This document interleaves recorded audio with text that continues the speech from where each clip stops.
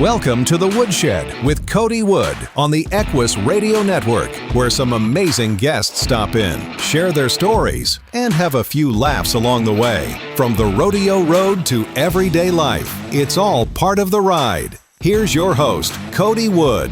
Well, welcome back, everybody, to another episode here of the Woodshed with Cody Wood on the Equus Radio Network. I am joined by a couple of gentlemen that I've been really looking forward to getting on here onto the Woodshed and getting caught up on their career here in Western sports. And, you know, a couple of guys I've had the opportunity to be on a situation like this and chat about, you know, the sport in a lot of ways. And so, folks, Patrick Bray, Louie Saggione, guys, thank you so much for being here. Thanks for having us. You bet. Thanks.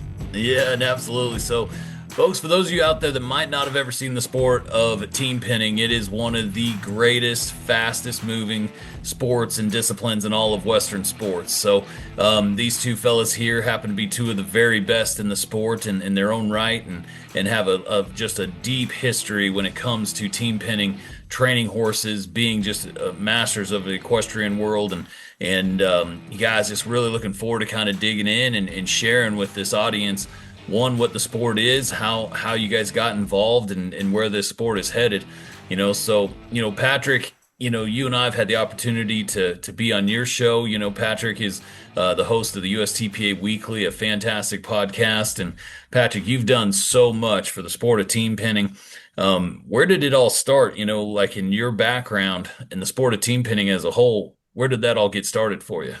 Well, Cody, we showed horses my whole life. I mean, when we were young, went to a lot of, people call them play days, we call them horse shows, and did all kinds of different events. And when I turned about, I'm done. And then about 4 or 5 years later, my sister met her future husband. They started quarter horse shows, team pinning, run barrels and poles. And they mentioned that you might want a little bit of money when you were team pinning.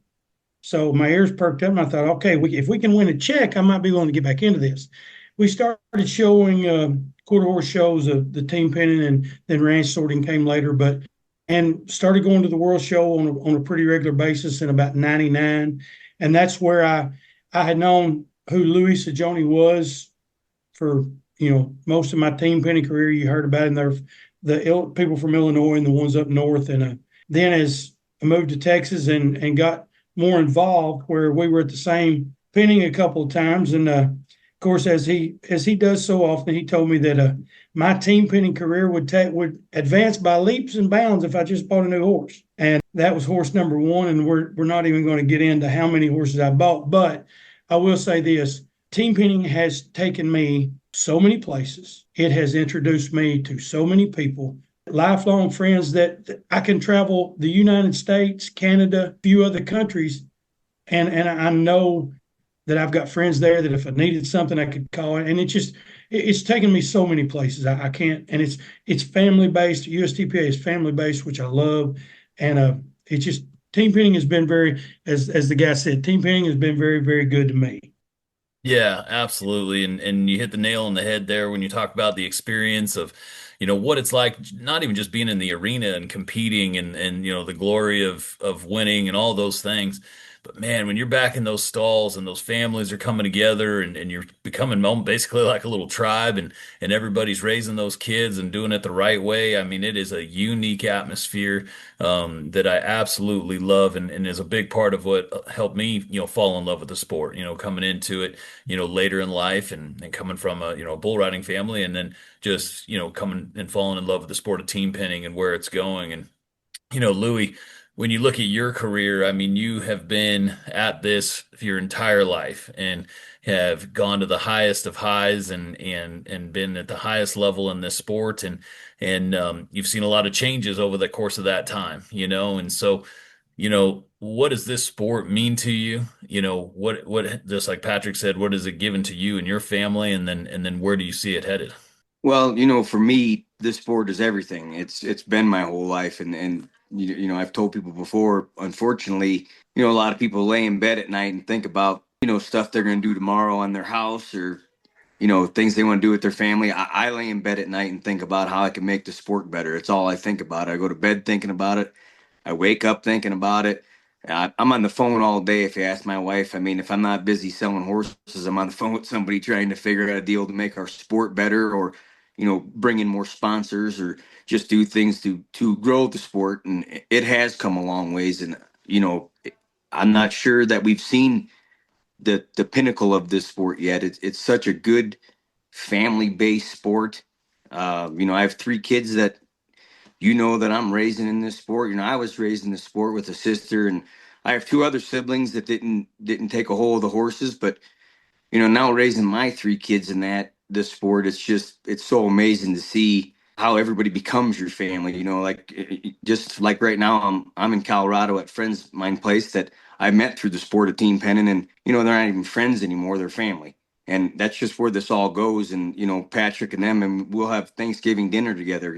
So, and we met through the sport. So it's just amazing how many people you can meet and turn it into families instead of friendships. Yeah, definitely. And there's a reason for that, you know. So folks, if you haven't seen the sport of team pinning before, I highly recommend you'll get on YouTube, pull up USTPA or United States Team Pinning Association, check out their website. There's a lot of great information and most likely a show near you that you can get involved with the sport. But in the sport of team pinning, you have 3 different riders. They come in on one end, and then on the other end of the arena, you have 30 head of cattle that are all numbered, 0 through 9. And there's 3 zeros, 3 ones, 3 twos, all the way down to 9. And they have to get into that herd, pull out one specific number, all 3 head, and bring it back to the other end of the arena and pin them in a pin. And so you have got a lot of communication going on. You have a lot of moving parts that have to take place with inside a 60-second run. And one of the things that is absolutely unique about it, when you look at, let's take, barrel racing or bull riding or, cutting even, you're out there and it's, an individual sport. And even team pinning or team roping, excuse me, can be an individual sport in a sense. But in team pinning, you have to rely on each other. If your person is not where they're supposed to be, you're just not gonna get to the top. You're not gonna be able to work your way into the top 10. And then the opportunity to win together, so not only having the opportunity to win with a stranger and what that bond, creates, but then the opportunity, like for you, Louie, to win with your wife or your daughters. Like I can't imagine being a father and having to be on a podium and winning with your daughter, and what that might feel like. But there is a special bond because of the uniqueness of this sport and what it's created. I mean, I know that, no doubt about it. For sure. Yeah, absolutely. So, like when you look back on where things have been and where it's going, like to your point, I don't think that it's even remotely hit its pinnacle. There's so much room for growth, So the USTPA was created in 93, right? So in the overall scheme of things, that's a relatively, infancy of an organization, and the sport obviously has been around a little bit before that, but ultimately there, it's the momentum is just getting started. And so folks, if you're out there, you love the opportunity to compete, want to get into something equestrian based, team pinning, ranch sorting is a great spot to do that here with the USTPA. But so Louis, I mean, you've been in at some big events, right?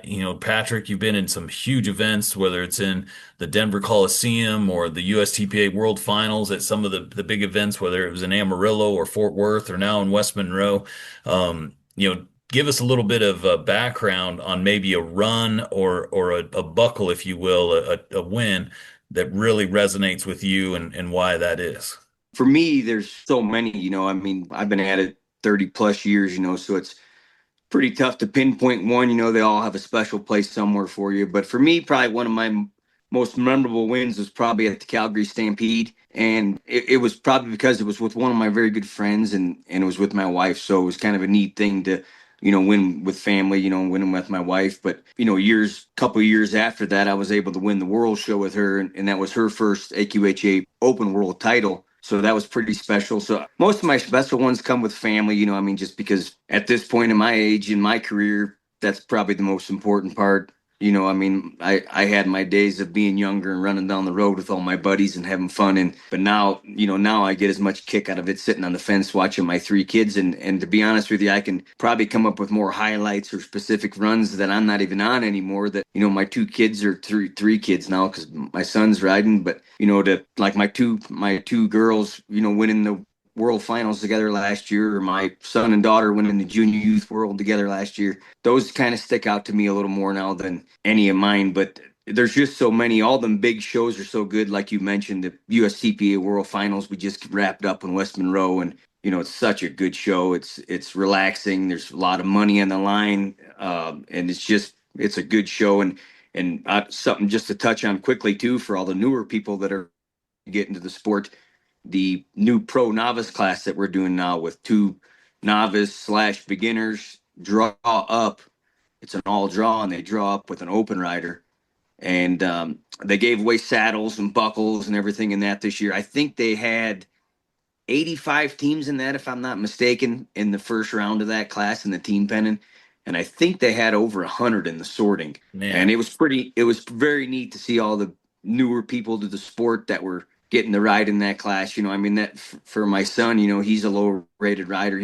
They was most excited about that class than any, because you get to draw up with the open guys. And, when he got his draw on his phone and he come running up to me and all excited on the guys he drew, because he thought he really had a shot to win. He just had some bad luck, unfortunately. But it's a pretty neat deal, and that show's really good. And like I said before, Calgary, and there's so many good shows we look forward to all year. Denver, and it just goes by too quick, really. Yeah, no, for sure. Well, it's about to come right back around though, which is the nice part. And like I said, Yeah. that's so cool that for you to say that those runs of Callie and Aubrey and now LJ, stand out. That makes a lot of sense, and I could absolutely see that. But what about for you, Patrick? I know I've seen a couple of your special buckles, when we've done these videos before. But what stands out in your mind? Well, it's been a couple of years ago at the U.S. Finals. We were in Amarillo, and I had I had the unique. I won two world championships back to back in two events,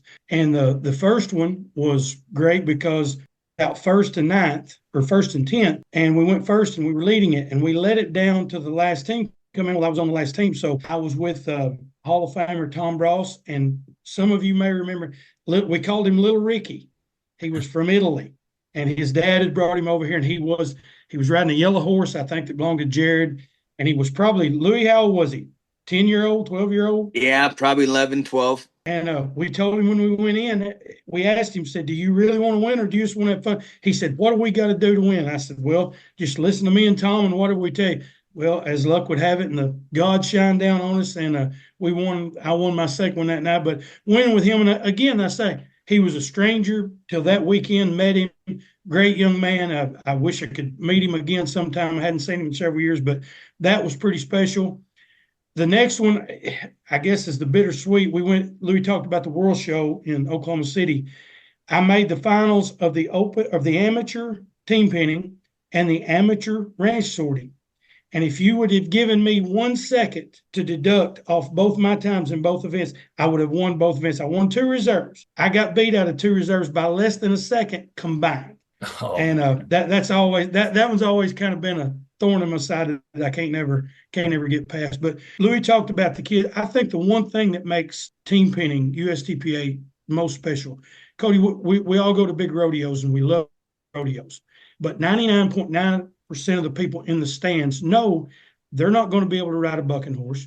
They're not going to be able to ride a bull. They may be able to rope, but not at that level. They may be able to run, but every single one who watches team pinning, in the back of their mind, they think, hey, I could do that. And I think that what makes it special. We get a lot of people. You're a fine example. You watched for how many years? And we were in Estes Park, and somebody said, Cody, here's you a horse. And the next thing we know, our announcer is riding in one of the events. But to me, that's one of the many things that makes USTPA special. Yeah, it really is. And where the opportunity for growth and so folks, just so you know, on top of that, so there's a handicapped system very similar to golf. So if you come in and you join this sport and you go to a USTPA event, you're going to be riding right alongside other folks that are right there at your level as well, and it allows you to organically grow and get better and better in this sport, get better as a horseman or woman. And it's just got so many benefits and positives when it comes to just the overall quality of just having fun and bringing joy into your life. But and so on top, speaking of the horses, like Patrick, like said, I've announced so many of these events, which I love. It's awesome. I can get into it. I'll sit there for 12 hours, and announce these deals and the horses, and I've used this reference before, like right now I'm actually at a steer roping event, which, these horses are, I would, consider like a Dodge Ram pickup truck, right? Where, these, team pinning horses, and, correct me if I'm wrong, I would say are almost like a Ferrari or like an Indy car, in their ability to move on a dime, and the agility and the speed and their quickness and their burst. Louis, you've got so many great horses that you've produced. What makes a good team pinning horse, and what does it take to get them to be a good team pinning horse? Well, we like to take the credit a lot of times for making a good one, but they got to want to do it. They you can usually tell pretty quick if they like the game, and when they like it, it's easy. They just enjoy it. Their ears are forward, they're licking their lips when the ride's over. I mean, they don't hate it. You know what I mean? So I've had a lot of great horses over the years. I mean, and as a whole, the sport. If my kids had to ride the horses that I started on, they probably would quit. I mean, it's come so far. I mean, I can remember back in the day, team penning. When you showed up to a big show, there was 4 or 5 good horses, and hundreds of people. Well, now there's hundreds of people, and maybe there's 4 or 5 that aren't good. I mean, everybody has a good horse now. The horse quality has gone through the roof, and there's a lot of good guys out there selling them. Jared and myself put a lot of them into our sport, and it's come a long, long ways. And in every sport, I think that the equines have come a long ways. I mean, you look at horses that have won the NCHA Futurity 25 years ago, they probably wouldn't make the short go now, so it's evolved in our sport mostly.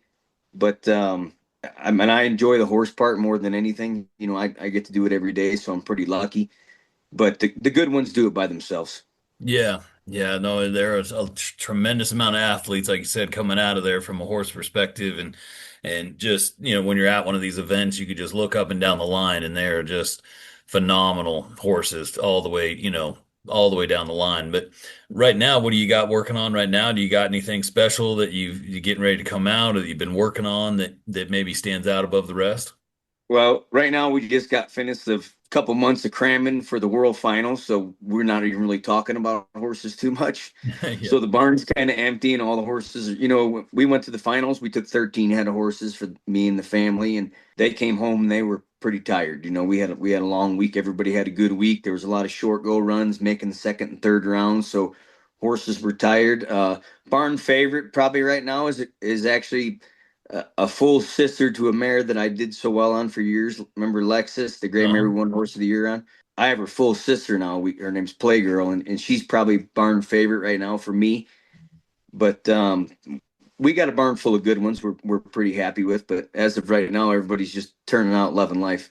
Yeah, perfect. Perfect. Well, speaking of the finals too, so like I said, you're coming off of a great World Finals down in West Monroe, Louisiana, and the World Finals is a gauntlet, here in the sport of team penning and ranch sorting. I mean, there's a lot of different classes that you're involved in, and then a lot of those classes will have 4 rounds, and so you're working your way down to the top 10. That really means something, and you've accomplished something. So give us a little bit, heads up, how was the World Finals? What stood out? I got to see it from afar, and it looked like it was a really good event.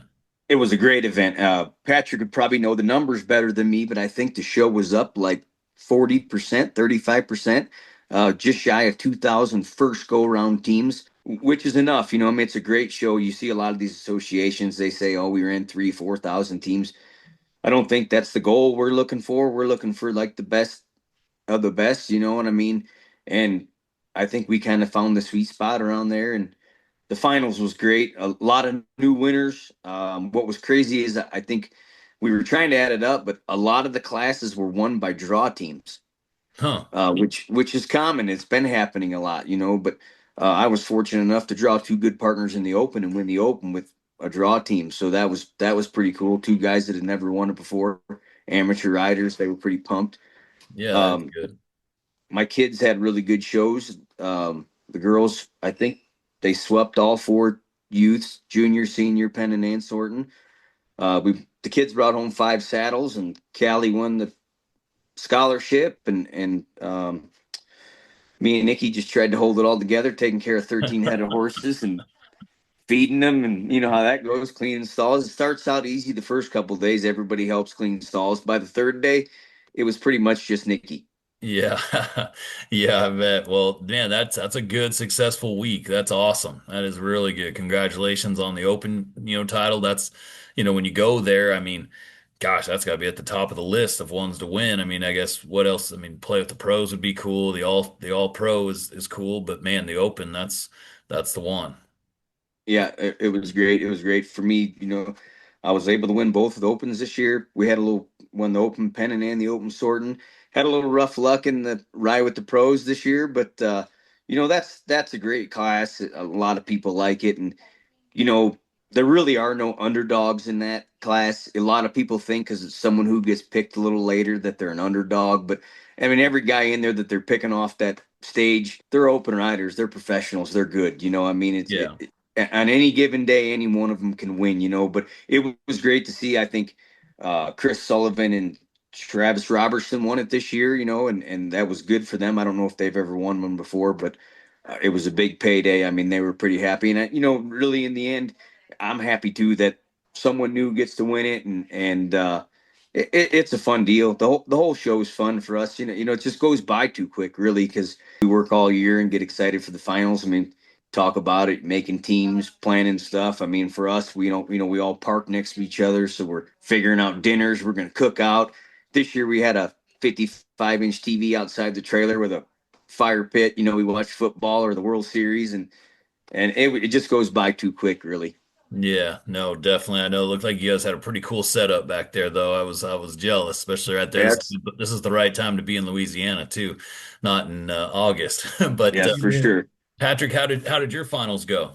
It went good. I won I think 4 checks. I didn't bring home any buckles like Louis did, but had a decent week. My horses worked good, and like I said, brought home several checks. And Louis, to hit on Louis' deal, I may be wrong, but I think Travis and Chris in that ride with the pros he talked about, I think they were the last team purchased There you go. because the gentleman who bought them was sitting right beside me, and they were the last team. But as he said, that's a great event. It's a lot of fun. I remember years ago I won that event as the amateur, and it was fun then. And I know the gentleman who won it, he was pumped up this year, and it's a lot of fun. And you talked about we number of teams we were up in participants. In 2024, we had 100 participants. In 2025, we had 153. So we were up like 53% on participants. Yeah, that's fantastic and great to see it, in general and like I said, kind of a great mix, as far as numbers wise, because then you're not pushing it till 9 p.m. at night, because part of that too is experiencing, outside of the arena, just like we've kind of chatted about and kind of a nice spot right there in West Monroe to do that. But Louis, at the finals, and you kind of, went over it a little bit quick, but folks, you've got, your NFL Hall of Fame, you got all your different sports and rock and roll Hall of Fames, and for good reason to take an opportunity to remember the past, remember the folks that, got to sport to that level and then had done the sport at the highest of level. So, man, congratulations, the latest inductee for the USTPA Hall of Fame. I know that's an awfully special award for you to win, and how was that? I mean, I wish I could have been there for you to get inducted. Well, I had a better plan for it than how it came out when I got there. As they were reading through my paperwork, something kind of hit me in the back of my throat a little bit, and I think it was allergies. My Yeah, eyes kind of started running a little bit, but It's something I've worked at my whole life. So it was pretty unreal that I was up there and voted in by my peers. Being called out with now my name's next to some of my heroes, you know what I mean? Guys like Byron Underwood or Gary Hill, or I mean all these guys that were the foundation of this sport that made it happen cross country, one end to the other. They were there on the steps building this thing, the first year USTPA in 1993, but even before that, just getting the sport going. I mean, you talk to some of these guys before me, where they would load up 20 head of calves in their trailer and go to their local fair with their horse in the back and the cattle and put on the show, and just to be with those guys is a pretty cool deal. I mean, it was definitely the highlight of my week. I mean, it's hard. Like I said, it was neat watching the kids win, and it was great winning, but that was definitely the highlight of the week. And I just wish it would have came out a little better when I was there. I had a pretty good speech stuck in my head. I said I wasn't going to write anything because I didn't want to just read from a paper, but I had it kind of in my head how it was going to go. And then I got up there and it all went away. So, but Yeah. it was great. I was glad. And I look forward to that next year, being a part of that, voting who gets to go in next year. Yeah, no, absolutely. That's like I said, you've worked at it and done such a great job. Nobody deserved it more, man. So I was really happy for you to get that opportunity because like I said, that only comes around once, I mean, now your name will be alongside those guys for forever and ever and live in that history book, if you will, the USTPA but as far as the opportunity to be recognized for what you've accomplished and what you've brought to the sport, man. It only comes once and yeah, congratulations on it, man. It was well deserved. But because that's just it. When you look at the Hall of Fame and those individuals you talked about who got this sport up off the ground, got it going, got some exposure, and there are so many good young team pinners and sorters that are coming right around the corner. And obviously you've got three of them in your own house. But it's awfully bright, and the quality and the level of these riders is awfully high. So, I mean, I think that it's, like I said, it's just getting warmed up. Yeah, for sure. And you talk about the future of it with the kids. I actually shared something that I thought was pretty neat on Facebook the other day. USTPA put a post out of a little clip of all the kids showing and riding. And a girl that we know that's a pro rodeo barrel racer, she shared the post and said, any of you people out there in the horse world that want your kids to learn how to ride a horse and do it correctly and learn to read a cow and handle a horse, you need to send them to Team Pen before they do anything else.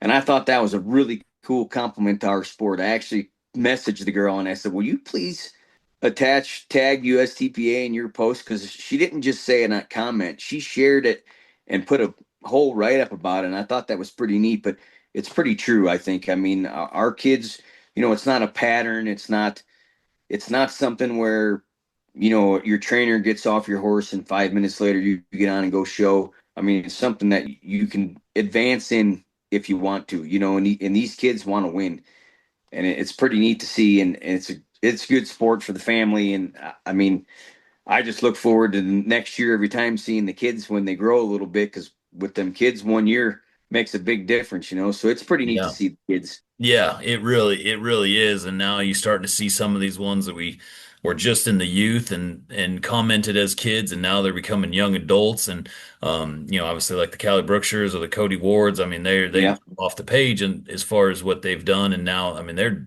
just barely 21, and getting going. But right. so it's going to be fun, and 2026 is set up to be another fantastic year. Hope to see you guys in Denver when you make your way to the Denver Coliseum and get to ride with the Bulls. And so I'll make sure to see you guys there, and I'll probably see you there at the NFR before then. So, folks, guys, thank you so much for joining here with me. Hope to, get you on again, maybe when you're in Denver and we can kind of highlight, team penning there during the PBR and have ourselves another sit down and another episode here on the Woodshed. And for those of you getting ready to go to Las Vegas, haven't talked about it much, but we will be at the Virgin Hotel all 10 days, 10 a.m. We'll have a live podcast, have the opportunity to sit down. I got a ton of really good guests that are going to be there for all 10 days. So we're pretty excited about that and where this is going. So thank you all again for tuning in. Patrick, Louie, thank you guys so much for joining me, man. It's always good to see you guys and catch up in general. But folks, for right now, this has been another episode of the Woodshed with Cody Wood on the Equus Radio Network, and we look forward to hearing you and seeing you guys on the next one. Great, thank you. All right, thank you guys. I appreciate you. See you soon. All right, bud. Yeah. If you enjoyed the podcast, let us know. Contact Cody Wood at cody@equustelevision.net. Thanks for listening, and join us every week right here on the Equus Radio Network.